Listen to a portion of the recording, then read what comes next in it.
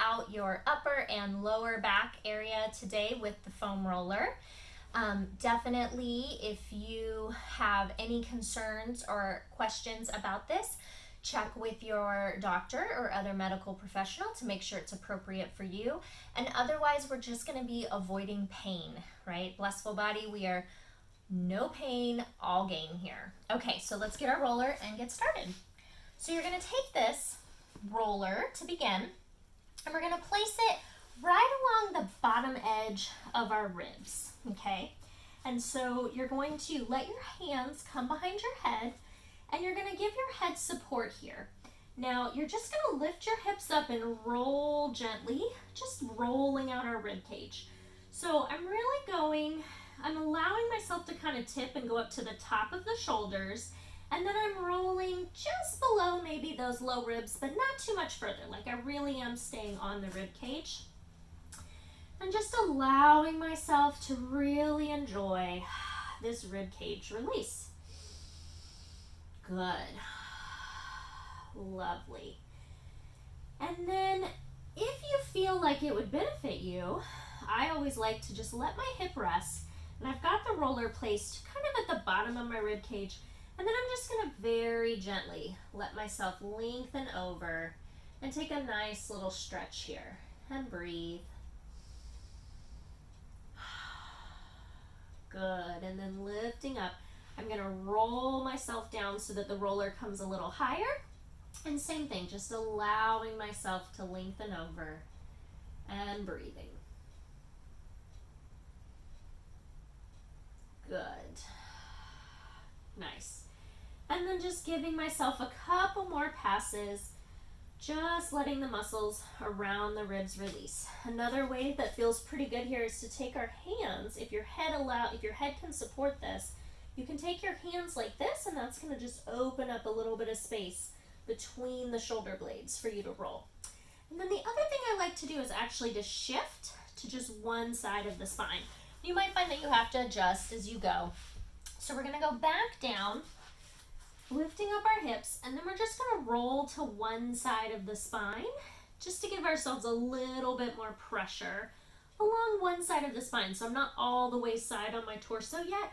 I'm still just rolling down one side of the spine. Then I'm going to rotate to the other side. Good. Now this one is very juicy. Okay. So you're going to let your hips lower, and you're going to roll all the way to your side, okay? And so your head is being supported by your hand, and then this hand can actually be on the roller, just giving you a little bit of support, and you're going to roll basically your armpit region. So I'm right behind the armpit right now. I'm really using my legs for stability, and then I'm going to just place my hip down, and then I'm going to roll forward and back, right up at the top of the armpit. You don't want to spend a ton of time here because there's a lot of lymph tissue under there, so it's not something that you would want to just aggressively roll. And then I want you to move a little bit further so the roller comes further down. And same thing, you're just going to roll forward and backwards. So this is getting a lot of the shoulder girdle muscles and even some of the rotator cuff attachments, and what we're doing is actually just releasing our shoulders, which can feel so good and really benefit our necks. Okay. And just allowing that to roll. And you might find that there's some pretty interesting spots here. That's okay. You can hang out there, go forward and back, just make some little micro motions. Good. And this doesn't really feel great with a super hard roller, so you may want to pat it if you have a roller that's like really hard. Okay, now we're going to go to the other side. Okay, so we're going to lay over again and just place the roller kind of at the bottom of our ribs. And we're just going to roll forward and back a few times. And I'm really kind of more towards my spine. I'm like not all the way side. I'm towards the back of my spine and the side of my ribs. And then I'm going to place my hips down with the roller quite high up towards my arm. And that's when I'm just going to shift forward and back a few times. And just breathing here. Good. And then inching up a little bit more. And once again, if you find a spot that feels really like it needs this extra massage, you can pause there and go up and down. But you'll find that this armpit region can really give us a lot of relief in our neck and shoulders, actually. If our neck is feeling really tense, releasing through here can actually have a huge impact. Good. Nice. Okay. And then we are going to do a little alignment exercise for the side of our torso. So you've come down now, you're going to move the roller underneath our ribs, elbows down on the ground, and you're just going to roll kind of towards the back and then allow yourself to roll forward. And this is going to help us release the side torso muscles. We're going to get some nice oblique release here and into the abdominals. And this can just feel really good, particularly if we do a lot of abdominal work. Our abdominals do need also to be released and stretched, and so this can help if there's any type of tension or tightness through the spine. This can be really useful. And once again, you don't want to go like all the way onto your back there because you would be kind of rolling on your kidneys, so you do want to keep it side. Okay, and then we're going to go to the other side. So placing the roller in between the pelvis and the rib cage. Good. You may need to support your head, that's totally fine. And just rolling slightly towards the back. Really paying attention to sensation. How does this feel? Letting sensation be your guide. If it feels like something that feels questionable or unpleasant, then just allowing that to not really be what you're doing. Good. Lovely. Good.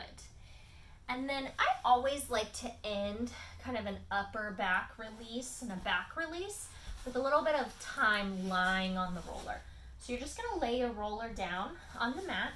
You're going to put your hips at the bottom, and then using your hands, you're going to slowly roll down.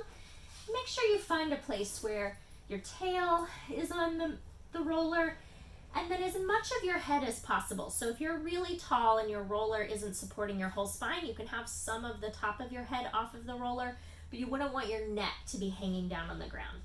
And you're just gonna roll gently here side to side for a minute. Good. And then just pause here and breathe. Take a nice big inhale in. And a nice exhale out. Good.